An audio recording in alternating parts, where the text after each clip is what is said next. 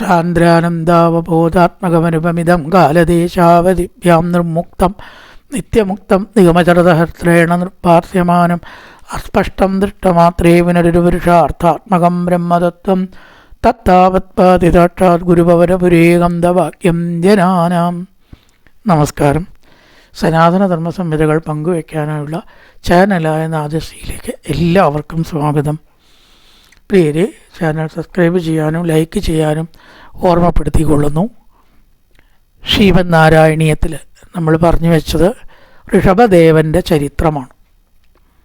നാഭിയിലും മേരുദേവിയിലും ഭഗവാൻ ഋഷഭനായിട്ട് അവതരിച്ചു എന്നാണ്. അങ്ങനെ രാജ്യഭാരം അച്ഛനായ നാഭി അദ്ദേഹത്തെ ഏൽപ്പിച്ചു ഋഷഭനെ. എന്തിനും മതി, ഇവിടെ പറഞ്ഞു 3 ലോകം നടത്താൻ കഴിവുള്ള ആളാണ്. ത്രിലോകീഭൃതി, 3 ലോകവും നടത്താൻ, അതായത് 14 ലോകവും നടത്താൻ കഴിവുള്ള അങ്ങയിൽ ഒരു ചെറിയ രാജ്യം അങ്ങേക്ക് വല്ല ഭാരവും ഏൽപ്പിക്കുമോ? എന്തായാലും കാട്ടിലേക്ക് പോയി. തപോവനം പ്രാപ്യ ഭവൻ നിഷേവി കഥക്കിലാനന്ദപദം പദന്തേ. ഇതൊക്കെ ത്യജിച്ചത് കൊണ്ട് മാത്രമേ സമാധാനം കിട്ടുള്ളൂ. ഇതിൻ്റെ ഉള്ളിൽ തന്നെ കിടന്ന് തിരിഞ്ഞാൽ ആർക്കാ സമാധാനം കിട്ടുക?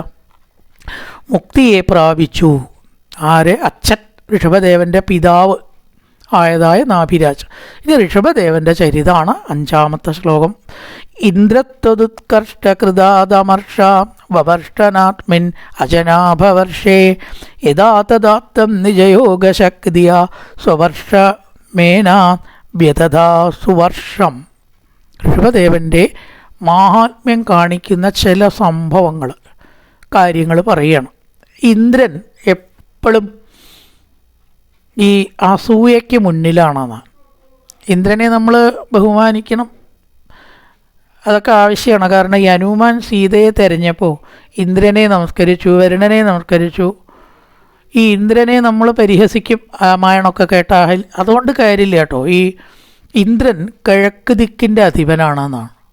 അഷ്ടദിക്പാലന്മാരിൽ ഇന്ദ്രൻ കിഴക്ക്, വരുണൻ പടിഞ്ഞാറ്, വടക്ക് കുബേരൻ, കോണിൽ വായു, കന്നിമൂല ആ ഭാഗത്താണ് വെച്ചാൽ നിരുതി കോണാണെന്ന്.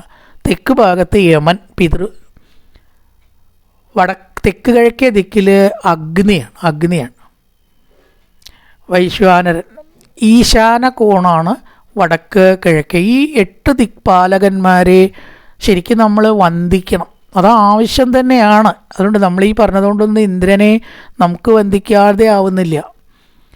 ഭഗവാൻ എവിടെ കിടക്കണോ, നമ്മളെവിടെ. ഭഗവാൻ ഇന്ദ്രനൊന്നുമല്ല, നമുക്കങ്ങനെ വിചാരിക്കരുതെന്നും കൂടി ഇതിന് ഓർമ്മിപ്പിക്കുക ഞാൻ. കാരണം എല്ലാവരെയും വന്ദിച്ചിട്ട് പണ്ട് പുറത്തേക്ക് ഇറങ്ങുന്നെ ചെയ്യുക, അഷ്ടദിക്പാലന്മാരെ വന്ദിക്കും എന്നാണ്. അപ്പോൾ ഇവിടെ അങ്ങനത്തെ ഇന്ദ്രനായിട്ടും അദ്ദേഹത്തിന് ഈ അഹങ്കാരം, അസൂയ, കുനിട്ട് ഇതൊക്കെ ധാരാളമുണ്ട്. ആയിക്കോട്ടെ, പക്ഷെ ആരോട് കാണിക്കരുത്. തനിക്ക് ഈ കഴിവൊക്കെ ഉണ്ടാക്കി തന്ന ഭഗവാനോടാണ് കാട്ടിക്കൂട്ടണത്. അവിടെ ആ തെറ്റ് പറ്റണം ഇന്ദ്രന്.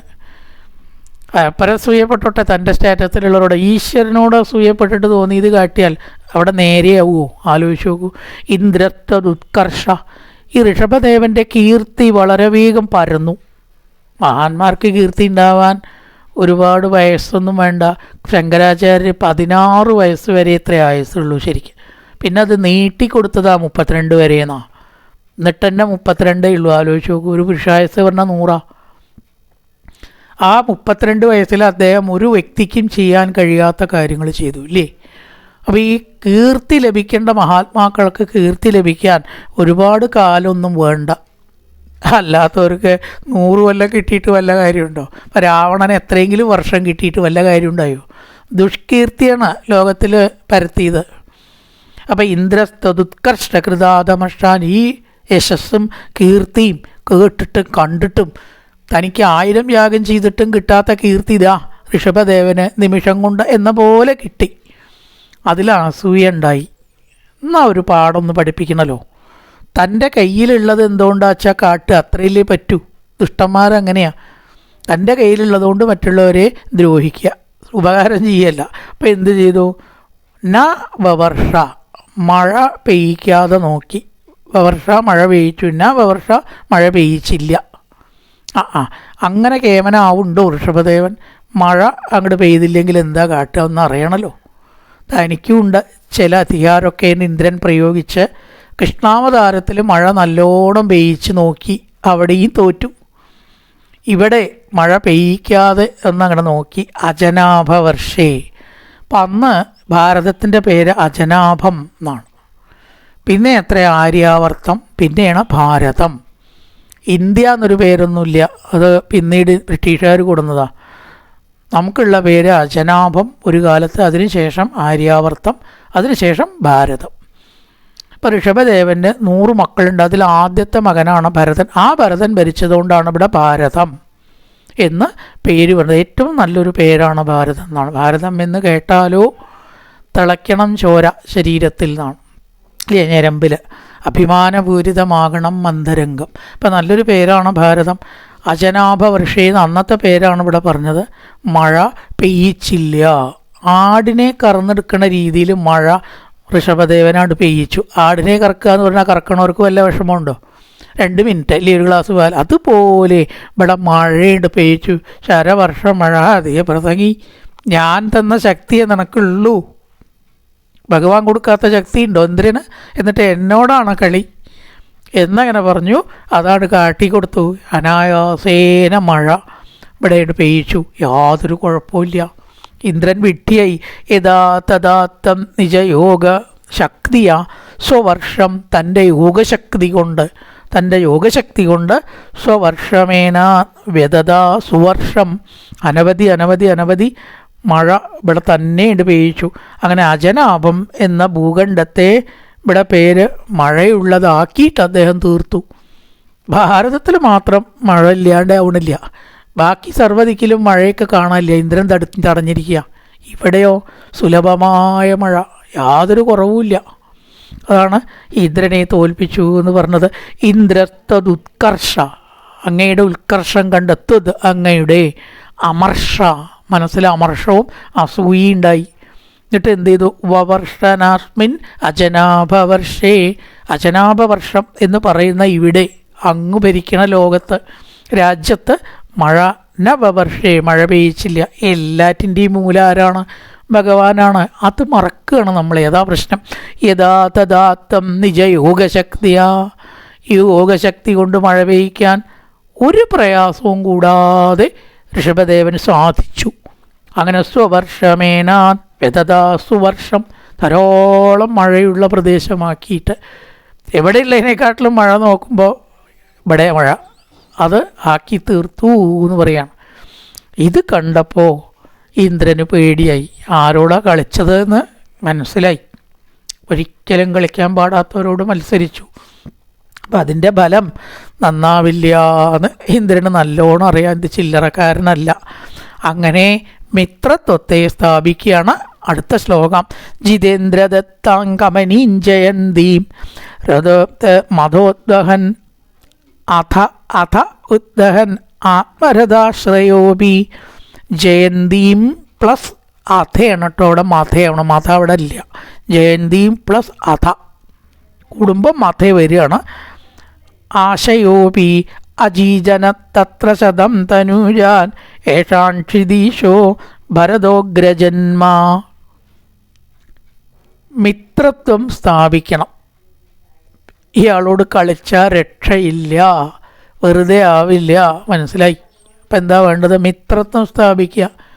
പണ്ട് അതിന് പറ്റിയ ചില രാജാക്കന്മാർ മിത്രത്വം സ്ഥാപിക്കാൻ മകളെ വിവാഹം കഴിച്ചു കൊടുത്ത് മിത്രത്വം സ്ഥാപിക്കും. ആ നയമൊക്കെ ഉണ്ടോ? ഇപ്പോൾ ഭഗവാൻ അത്ര പ്രശ്നമൊന്നുമല്ല. അവിടെ എന്ത് ചെയ്തു? ഇന്ദ്രൻ്റെ പുത്രിയായിട്ടുള്ള ജയന്തിയെ ഋഷഭദേവന് വിവാഹം കഴിച്ചു. നമ്മൾ തമ്മിൽ ശത്രുത വേണ്ട, ശത്രുത പാടില്ല. അങ്ങയുടെ മഹത്വം എനിക്ക് മനസ്സിലായി. അതുകൊണ്ടൊരു കാര്യം ചെയ്യണം. എൻ്റെ മകളായ ജയന്തിയെ സർവേശ്വര അങ്ങ് സ്വീകരിക്കണം. ഇപ്പോൾ സർവേശ്വര എന്നായി. മത്സരബുദ്ധിയൊക്കെ പോയപ്പോഴേ കമനീം സുന്ദരിയായിട്ടുള്ള ജയന്തിയെ ആര് വിവാഹം കഴിച്ചു? ഋഷഭദേവൻ വിവാഹം കഴിച്ചു. അഥ ഉദ്ദഹൻ, അഥ ജയന്തീം ഉദ്ദഹൻ, ജയന്തിയെ വിവാഹം കഴിച്ചു. അഥോദ്ദഹൻ ആത്മരഥാശയോപി, ആത്മരഥാശയോപി നിന്തിരുവടി ബ്രഹ്മനിമഗ്ന ഹൃദയനാണെങ്കിലും ബ്രഹ്മത്തിൽ ലയിച്ചിട്ടുള്ള മനസ്സുള്ള ഒരു വിവാഹം കഴിച്ചാൽ ശരിയാവുമോ? അല്ലെങ്കിൽ വിവാഹം കഴിച്ചാൽ ബ്രഹ്മനിഷ്ഠയ്ക്ക് എളുപ്പം ഉണ്ടാവുമോ, പുലർത്താൻ പറ്റുമോ? ആ ചോദ്യത്തിന് ഉത്തരമാണ് ഒരു തടസ്സവും. ഗൃഹസ്ഥാശ്രമത്തിലിരുന്നു മക്കളുണ്ടായി, ഇതൊന്നും ഈശ്വരനെ ഭജിക്കാൻ തടസ്സമല്ല. വേണ്ടവർക്ക് അവിടെ ഇരുന്നിട്ടും ഭജിക്കാം, ഇല്ലേ? അല്ലാത്തവർ കാട്ടിൽ പോയാലും ഭജിക്കാൻ പോകണില്ല. അപ്പോൾ മനസ്സാണ് വേണ്ടത്. അതൊക്കെ ഭാഗവതത്തിൽ വളരെ വ്യക്തമായിട്ട് പറയേണ്ട. ശരിക്കും പറയാച്ച ഈശ്വരനെ ഭജിക്കാൻ പറ്റിയ സ്ഥാനം ഗൃഹസ്ഥാശ്രമമാണ്. ബ്രഹ്മചര്യത്തെക്കാട്ടിലും സന്യാസത്തെക്കാട്ടിലും ശ്രേഷ്ഠം ഗൃഹസ്ഥാശ്രമമാണ്. ഗൃഹസ്ഥാശ്രമം ഇല്ലെങ്കിൽ ബാക്കി 3 ആശ്രമവും ഇല്ല. പക്ഷെ ആ ഗൃഹസ്ഥാശ്രമം വേണ്ട രീതിയിലാവണം, അത്രയേ ഉള്ളൂ. അത് ഈശ്വരനെ വിചാരിക്കാൻ ഒരു തടസ്സവും അല്ല. അതുകൊണ്ട് ഏതെങ്കിലും വിവാഹ ജീവിതത്തിൽ പരാജയങ്ങൾ വരുമ്പോൾ ഒന്ന് കണക്കാക്കരുത് അത് ഗൃഹസ്ഥാശ്രമത്തിൻ്റെ പരാജയമാണ്, അല്ല. അത് ആ പർട്ടിക്കുലർ ഗൃഹസ്ഥാശ്രമത്തിലത്തെ പ്രശ്നം, അത്രയേ ഉള്ളൂ. എല്ലാ ഗൃഹസ്ഥന്മാരും അങ്ങനെയല്ല. അത് ആശ്രമം ഒരിക്കലും ഈശ്വര വിചാരത്തിന് തടസ്സമല്ല. അങ്ങനെ ആവുന്നില്ല. അതുകൊണ്ട് എന്ത് ചെയ്തു? ആത്മനിഷ്ഠനാണെങ്കിലും, ഋഷഭദേവൻ ആത്മനിഷ്ഠനാണ്. ആശയോപി, ഈ പ്രപഞ്ചത്തിലേക്ക് തൻ്റെ മനസ്സ് പോവാത്ത ആളാണ് എങ്കിലും ആ ജയന്തിയെ സ്വീകരിച്ചു, പത്നിയായിട്ട് സ്വീകരിച്ചു. എന്ന് മാത്രമല്ല, മക്കളുണ്ടായി. അജീജന തത്ര ശതം തനൂജൻ, 100 മക്കളാണ്, 1ഉം 2ഉം ഒന്നുമല്ല. അതെന്താ വെച്ചാൽ കുറേ നർത്തെടുത്താൽ മതി. എണ്ണീട്ട് 100 എന്നർത്ഥമില്ല. ഈ സംസ്കൃതത്തിൽ സംഖ്യകൾക്ക് ആ അർത്ഥമല്ല. 100,000 കോടി 1000 പ്രാവശ്യം ഞാൻ അവനോട് പറഞ്ഞു. 1000 എണ്ണീട്ടല്ല പറഞ്ഞിരിക്കണം, കുറേ നർത്ഥം. ധാരാളം മക്കളുണ്ടായി എന്ന്. ആ മക്കളുണ്ടാവുന്നതും ഈശ്വര വിചാരത്തിന് തടസ്സമല്ല. അതിന് പറ്റിയ മക്കളാവുക നമുക്ക് ഭാഗ്യമുണ്ട് വെച്ചാൽ ഇതൊന്നും ഈശ്വര വിചാരത്തിന് തടസ്സമല്ല. അജീജനൻ ജനിപ്പിച്ചു. തത്ര ശതം തനൂജാൻ, 100 കുട്ടികളെ, 100 പുത്രന്മാരെ ജനിപ്പിച്ചു. അദ്ദേഹം ആത്മനിഷ്ഠനാണ്. അപ്പം ഇതൊന്നും ഈശ്വര വിചാരത്തിന് തടസ്സമല്ല. അവിടെ ആ ഗൃഹസ്ഥാശ്രമം ഈശ്വര ഭജനത്തിന് പറ്റിയ സ്ഥാനം ആക്കണം. അവിടെ നമ്മൾ ശ്രദ്ധ ചെലുത്തണം. ഇത് പുറത്തേക്കുള്ള കാര്യങ്ങൾക്ക് മാത്രമല്ല. ഇത് മനസ്സിലാക്കിയാൽ മതി, വേറൊരു കുഴപ്പമില്ല. അജീജന തത്ര ശതം തനൂജാൻ ഏഷാക്ഷിദീശോ ഭരതോഗ്രജന്മ, അഗ്രജനായിട്ടുള്ള മൂത്ത ആളാണ് ഭരതൻ. ആ ഭരതൻ്റെ പേരുകൊണ്ടാണ് ഈ പ്രദേശത്തിന് ഭാരതം എന്ന പേര് കിട്ടിയത്. ഭാരതം എന്ന് പറഞ്ഞാൽ അറിവിൽ രമിക്കുന്നവർ എന്നാണ് അത്ര അർത്ഥം. ഭാസ് എന്ന് പറഞ്ഞാൽ അറിവ്. കുറേ വസ്തുക്കൾ കൂട്ടി, സ്വർണം കൂട്ടി, സമ്പത്ത് കൂട്ടി, ഭൂമി വാങ്ങി, ഇതൊന്നും നമുക്ക് ആനന്ദത്തിൻ്റെ ആസ്പദമല്ല എന്ന് മനസ്സിലാക്കിയവർ ഈ ഭൂമിയിൽ ഭാരതീയർ മാത്രമേ ഉള്ളൂ അത്രേ. മറ്റൊരു ആ പൊരുൾ മനസ്സിലാക്കിയിട്ടില്ല. ഒരു വസ്തുവും നമുക്ക് ആനന്ദത്തെ തരില്ല. വസ്തുക്കൾ നിർജീവങ്ങളാണ്. നിർജീവമായിട്ടുള്ള വസ്തുക്കൾക്ക് നമുക്ക് എങ്ങനെ ആനന്ദം തരാൻ കഴിയും? ഒരു മുറിയിലെ എല്ലാവിധ സൗകര്യങ്ങളും, AC, ധാരാളം സ്വർണ്ണാഭരണങ്ങളും, പൈസ ഇഷ്ടം പോലെയുണ്ട്. ഇയാൾക്ക് സദാ രോഗമാണെങ്കിൽ ഈ വസ്തുക്കൾക്ക് സുഖം കൊടുക്കാൻ കഴിയുമോ? സഹിക്കാൻ പറ്റാത്ത വേദനയാണ്. അപ്പോൾ വസ്തുക്കളിലല്ല സുഖം എന്ന് കണ്ടു. ഈ ആരോഗ്യമുണ്ട്, വസ്തുക്കളുണ്ട്, സ്വാതന്ത്ര്യം ഇല്ലെങ്കിലോ?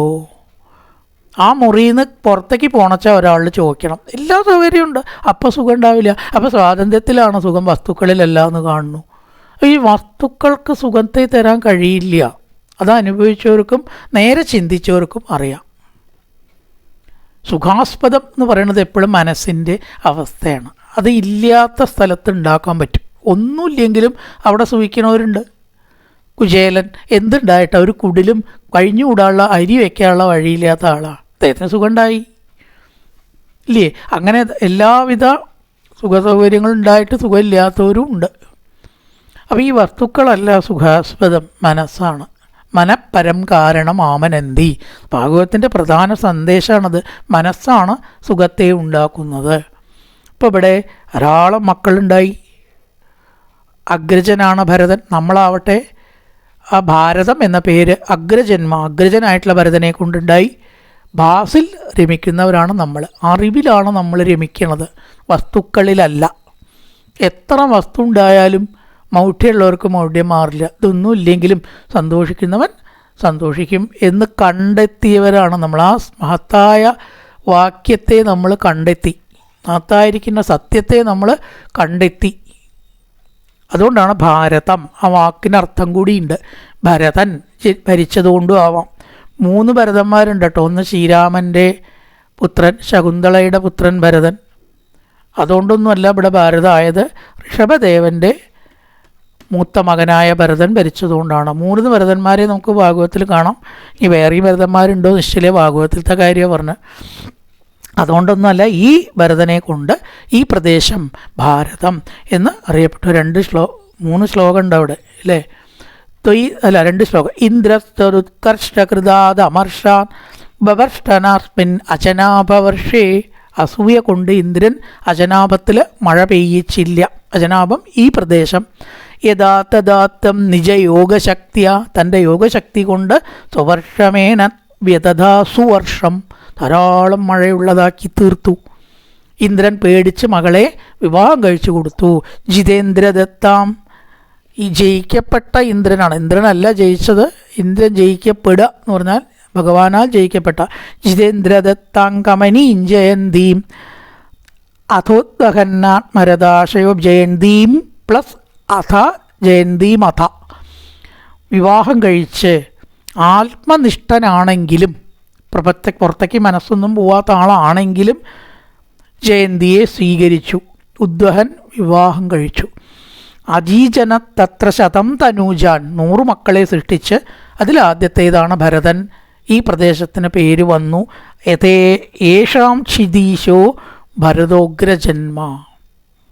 നല്ലൊരു പ്രഭാതം എല്ലാവർക്കും ആശംസിച്ചുകൊണ്ട് നിർത്തുന്നു. നമസ്കാരം.